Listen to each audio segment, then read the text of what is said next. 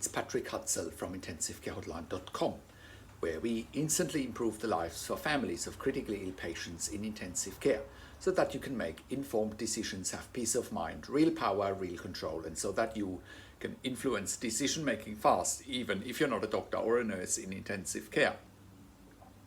This is another episode of Your Questions Answered, and in last week's episode I answered another question from one of our readers, and the question last week was, I'm so very grateful, Patrick, that I found you on the internet and you gave me hope.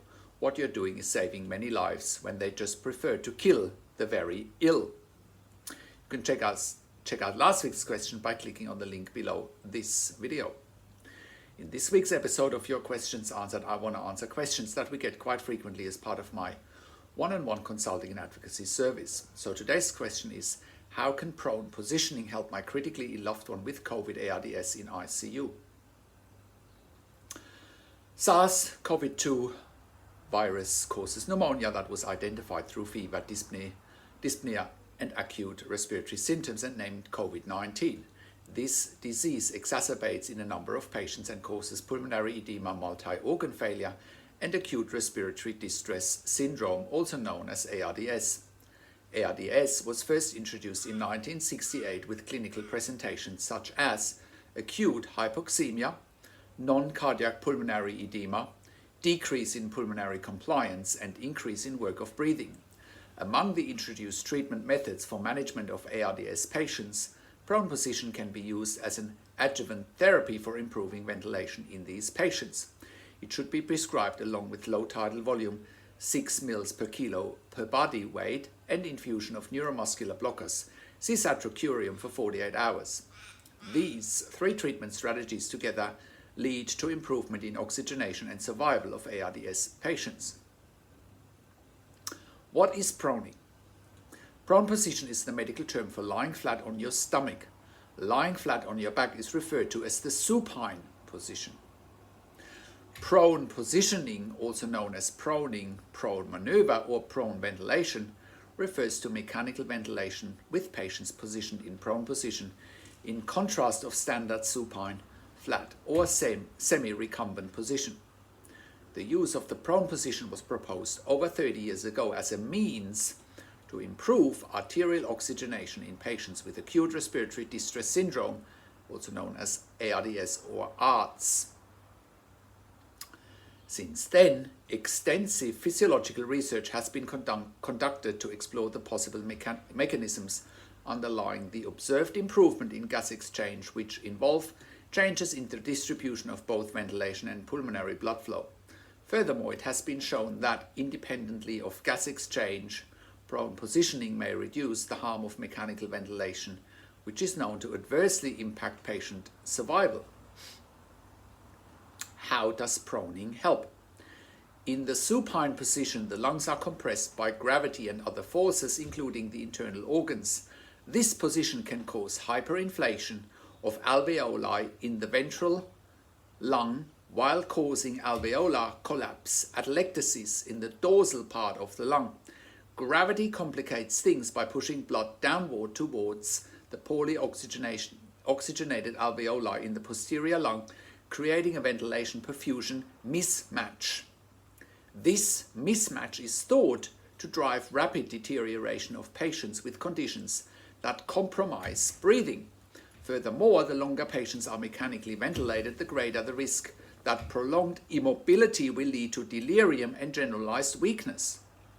Proning relieves some of the pressures on the heart and lungs that occurs when lying on the back, and it can help clear respiratory secretions. It also plays a significant role in reducing the effects of prolonged immobility and can even reduce the time spent on mechanical ventilation by improving strength and endurance. So how does proning help your loved one with COVID-19 ARDS? Research has found that when proning is used in patients with severe ARDS and hypoxemia not improved by other means, it has the benefits of better ventilation of the dorsal lung regions threatened by alveolar collapse, improvement in ventilation perfusion matching, and potentially an improvement in mortality. These benefits are the results of a more even distribution of ventilator volumes and pressure throughout the lungs, which is thought to reduce the incidence and severity of ventilator-induced lung injury. Patients who are put in the prone position are carefully monitored. Medical staff will place them in the prone position for a set number of hours before transitioning them back to the supine position for a few hours. This process might be repeated over the course of several days if the person is breathing better and can tolerate the treatment. In some cases, this has helped people avoid being intubated and placed on ventilators in ICU. How often and how long is your loved one prone? Prone positioning is an important non-pharmacological strategy with life-saving potential that should be considered for all invasively ventilated patients with moderate to severe ARDS. The position of patients placed in prone position should be changed every 2 hours and sides should be switched. At least 3 to 5 individuals should participate to correctly put intubated patients in prone position, which is a serious limitation for keeping the patient in this position for a long time. Overall, it seems that studies on the effectiveness of prone position in ARDS patients clearly point out that correct patient selection, timely initiation, and duration of patients' placement in this position can all affect the effectiveness of this treatment method. Available meta-analysis show that prone position can decrease mortality in Ards patients when performed in the initial hours of disease manifestation, in patients with severe impaired oxygenation and for a long time. The minimum suggested duration of prone position is 12 hours a day. What are the side effects of proning? In addition to the effectiveness of this treatment method, caretaking aspects and the side effects of this position on ARDS patients should also be considered.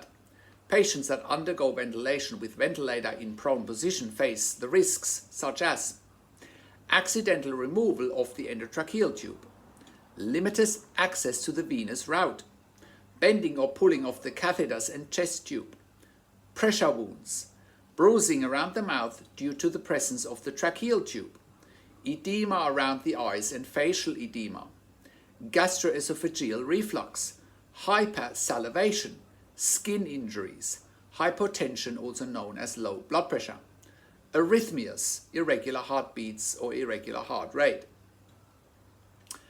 In prone position, the patient should face the ventilator, and in patients with a tracheostomy, a roll of fabric or pillow should be placed under the shoulders to prevent airway obstruction. These patients should receive muscle and nerve relaxant medications and high doses of sedation as infusions. Eye pads should be used for closing the patient's eyes to prevent corneal ulcers. Considering the condition of these patients and presence of pressure on their stomach, the probability of reflux after gavage is very high, so they must be closely monitored regarding aspiration of gastric contents. Many patients with coronavirus disease or COVID-19 will develop acute respiratory distress syndrome, ARDS. Prone positioning is an important non-pharmacological strategy that should be considered for all invasively ventilated patients with moderate to severe ARDS, including those with COVID-19. Prone positioning offers several physiological and clinical benefits, including improving hypoxemia, matching ventilation with perfusion, reducing regional hyperinflation and improving survival. Prone positioning is a life-saving non-pharmacological strategy that should be part of the toolbox in every ICU that manages patients with ARDS. The use of prone positioning requires an understanding of indications and risks, along with appropriate health system planning through development of protocols and procedures, as well as simulation and practice to gain competence and expertise. Additionally, if proning has not been effective along with conventional therapy, then ECMO can be initiated, which is the final step in the algorithm for managing life-threatening lung failure due to COVID in advanced ICUs. You can also see some references for this article below this video when you click on the written version of this blog. So, how can you become the best advocate for your critically ill loved one? How can you make informed decisions, get peace of mind, control, power and influence quickly whilst your loved one is critically ill in intensive care? You will get to that all-important feeling of making informed decisions, get peace of mind, control, power and influence when you download your free Instant Impact Report now by entering your email below. In your free Instant Impact Report, you will learn quickly how to make informed decisions, get peace of mind, real power and real control, and how you can influence decision making fast whilst your loved one is critically ill in intensive care. Your free Instant Impact Report gives you in-depth insight that you must know whilst your loved one is critically ill or is even dying in intensive care. Sign up and download your free Instant Impact Report now by entering your email below. In your free Instant Impact Report, you will learn how to speak the secret intensive care language so that the doctors and the nurses know straight away that you are an insider and that you know and understand what's really happening in intensive care. In your free report, you will also discover how to ask the doctors and the nurses the right questions, discover the many competing interests in intensive care and how your critically ill loved one's treatment may depend on those competing interests. How to eliminate fear, frustration, stress, struggle, and vulnerability even if your loved one is dying. You will get 5 mind-blowing tips and strategies helping you to get on the right path to making informed decisions, get peace of mind, control, power, and influence in your situation. You will get real-world examples that you can easily adapt to your and your critically ill loved one's situation. How to stop being intimidated by the intensive care team and how you will be seen as equals. You will get crucial behind-the-scenes insight so that you know and understand what's really happening in intensive care and how you need to manage doctors and nurses in intensive care, and it's not what you think.